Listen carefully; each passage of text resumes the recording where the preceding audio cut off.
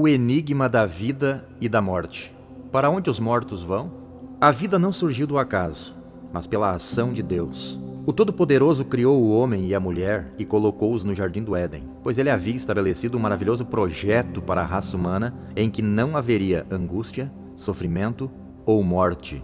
Entretanto, Adão e Eva pecaram e perderam a comunhão com Deus. A morte entrou no mundo por intermédio do casal. A recompensa deles pelo pecado, segundo o comentário bíblico pentecostal, era tanto física quanto espiritual, porque seu corpo retornaria à terra, e espiritual, porque seu corpo seria excluído da presença de Deus. Mas o que é o estado intermediário? Como podemos defini-lo? Cremos que é uma circunstância entre a morte física e a ressurreição, tanto dos salvos como dos não salvos. Os salvos em Jesus Cristo e os não salvos terão destinos diferentes de acordo com o Evangelho de João. Preste atenção, João 5, 28 e 29.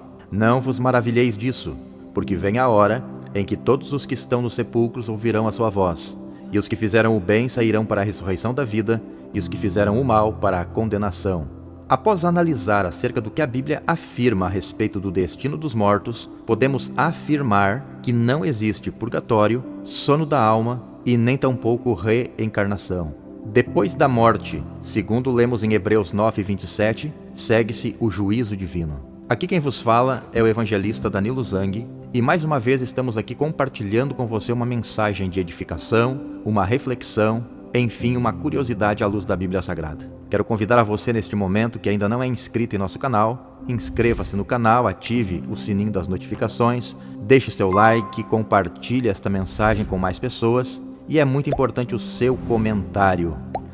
Depois da morte, os salvos pela fé em Jesus Cristo vão para o paraíso, que também na Bíblia é chamado de seio de Abraão. Na história do rico e do Lázaro, a história narrada por Jesus, nos mostra que Lázaro teve uma vida de dor e sofrimento neste mundo. Seu corpo era coberto de feridas e tinha que mendigar para sobreviver. O texto bíblico nos ensina que os justos também sofrem nesta vida. Jesus disse que neste mundo teríamos aflições, porém tudo indica que apesar das dificuldades, Lázaro se manteve fiel a Deus e não permitiu que as dificuldades o fizessem desviar do caminho que leva ao céu, ou seja, ao seio de Abraão. Ali, Lázaro foi consolado e recompensado, desfrutando de um destino maravilhoso. O estado intermediário dos não salvos igualmente ocorre em plena consciência, inclusive acerca das coisas que aconteceram na terra. Quando os justos morrem, são levados pelos anjos ao paraíso, mas quando os não salvos morrem, eles vão imediatamente para um lugar denominado em grego Hades, que é comumente traduzido como inferno. Corpos que nunca envelhecem, enfraquecem, param de funcionar e nem se deterioram.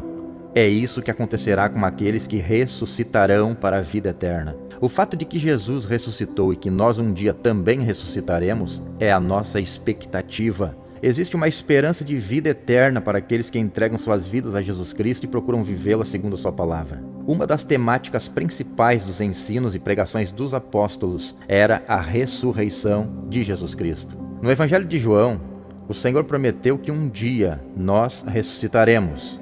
Eu o ressuscitarei no último dia. Bem como a promessa da ressurreição também é afirmada pelo apóstolo Paulo. Abraão, por exemplo, ofereceu a Isaque porque considerou que Deus era poderoso para até dos mortos o ressuscitar. Os mártires da fé preferiram morrer a negar a Cristo porque tinham a esperança da ressurreição. Mas chegará um momento que nós podemos definir o momento chamado a morte da morte. Mas quando será este momento? No juízo final. O inferno entregará os mortos que estiverem ali, e todos os ímpios serão julgados de acordo com as suas ações, segundo o registro de Apocalipse 20, versículo 14. Observe só. E a morte e o inferno foram lançados no lago de fogo. Esta é a segunda morte. Você decide onde passará a eternidade. Quanto à vida eterna, não é possível assumir uma posição de neutralidade. Ou amamos a Deus, ou ao mundo. Ou nos submetemos a Deus, ou vivemos segundo a carne. Ou servimos a Deus, ou servimos ao diabo. Hoje temos o direito de escolher qual caminho desejamos, o caminho estreito que conduz à eternidade ao lado de Cristo, ou o caminho largo que conduzirá à morte.